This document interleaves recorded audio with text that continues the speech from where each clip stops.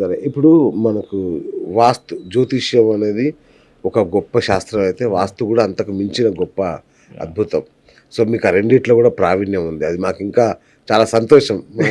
మా ప్రేక్షకులకి అంటే నేను చాలా మందికి చెప్తుంటాను, గురువు గారిని మీ ఇంటికి తీసుకెళ్ళండి ఎప్పుడైనా కుదిరితే. ఇంటికి తీసుకెళ్తే ఇంటి వాస్తు చూసి మీ జాతకాలు చెప్పి ఆ రెండింటి సంగమం అంటే ఎట్లా ఏం చేసుకోవాలి అనేది చెప్తారని నేను చెప్తుంటాను. అది కరెక్టేనా గురుగారు? అంటే ఇంటి వాస్తు మన జాతకాన్ని ప్రభావితం చేస్తుందా? 100%. అవునా? 100%. నాకు చాదస్తం ఎక్కువ. మీరు ఏదైనా అనుకోండి, మా నాన్న నన్ను అందుకని తిడతారు, అన్నీ అందరికీ సాగవు, నువ్వు నీ అంత చాదస్తంగా ఉండకూడదంటే. మరి అది నాకు జన్మతా వచ్చిందో లేకపోతే నాకు చదువు చెప్పిన గురువుల వల్ల వచ్చిందో తెలియదు. ఇది ఇలాగే ఉండాలి. ఉదాహరణకి ఈశాన్యంలో గుమ్మం పెట్టడం తప్పు. మీరు అది ఎక్కడైనా చూడండి. ఈ మధ్యకాలంలో బాగా పెరిగిపోయిన సంస్కృతి ఏంటంటే ఈశాన్యంలో గుమ్మం పెట్టడం. ఎందుకు? ఈశాన్యం ఓపెన్ ఉంటే మంచిది అని అనుకుంటారు, కానీ అది చాలా పొరపాటు.